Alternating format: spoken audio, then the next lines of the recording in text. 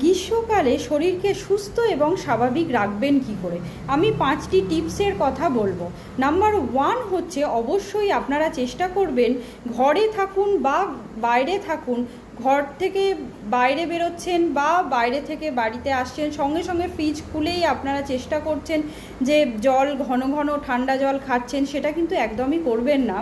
কারণ এক্ষেত্রে দেখা যায় স্টোমাকের মধ্যে যে আর্টারি সাপ্লাই দিচ্ছে সেই আর্টারিটা কন্ট্র্যাক্টেড হয়ে যাবে এবং আপনাদের স্টোমাকে কিন্তু ব্লাড সার্কুলেশন কমে যাবে, তার ফলে কিন্তু আপনাদের ডাইজেশনের প্রবলেম হতে পারে। এর ছাড়াও যেটা প্রবলেম দেখা যায়, ঠান্ডা জল খাওয়ার জন্য আপনাদের কিন্তু গলায় একটা ইনফেকশান হতে পারে।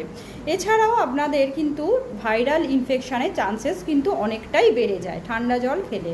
নাম্বার 2 হচ্ছে অবশ্যই আপনারা চেষ্টা করবেন এসি রুম থেকে যখন বাইরে বেরোচ্ছেন এসিটা কিন্তু 10 মিনিট আগে আপনারা অফ করে দেবেন, তাহলে কিন্তু আপনাদের রুম টেম্পারেচার অনেকটা স্বাভাবিক হয়ে যাবে এবং আপনারা যখন বাইরে বেরোচ্ছেন তখন দেখা যাবে আপনাদের শরীরের কোনো টেম্পারেচার তেমন তারতম্য হচ্ছে না, তার ফলে কিন্তু ভাইরাল ইনফেকশানের সম্ভাবনা অনেকটাই কমে যাচ্ছে। নাম্বার 3 হচ্ছে অনেকেই এই গরমে ঘাম দিচ্ছে এবং ডিহাইড্রেশন রুখতে আপনারা শুধু জল খেয়ে যাচ্ছেন। যদি কোনো হেলথ ইস্যুস না থাকে অবশ্যই চেষ্টা করবেন জলের সঙ্গে নুন মিশিয়ে খাওয়ার, যেক্ষেত্রে আপনাদের বারণ থাকবে যাদের কিডনি ডিজিজ আছে এবং যাদের হাই ব্লাড প্রেশার আছে সেই সমস্ত পেশেন্টরা কিন্তু অবশ্যই নুনটাকে অ্যাভয়েড করবেন। আদারওয়াইজ বাকি যারা আছেন তারা কিন্তু অবশ্যই জলের সঙ্গে নুন মিশিয়ে খাওয়ার চেষ্টা করবেন।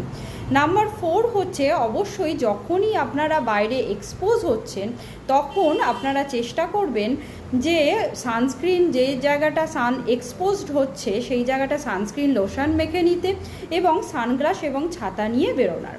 নাম্বার 5 হচ্ছে অবশ্যই আপনাদের এই গরমে খিদা মান্দ থাকবে, খেতে ইচ্ছা করবে না, তবুও আপনারা চেষ্টা করবেন কিছু না কিছু খাবার একটা নির্দিষ্ট সময় অন্তর খেতে।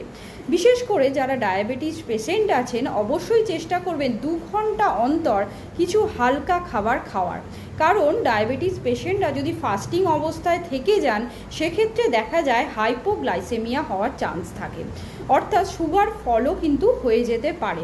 তাই অবশ্যই ডায়াবেটিস পেশেন্টরা কিন্তু একদমই আপনাদের স্টোমাককে এমটি রাখবেন না। এই সমস্ত যে আমি বললাম প্রিকশনগুলো মেনে চলুন এবং অবশ্যই সুস্থ এবং স্বাভাবিক থাকুন।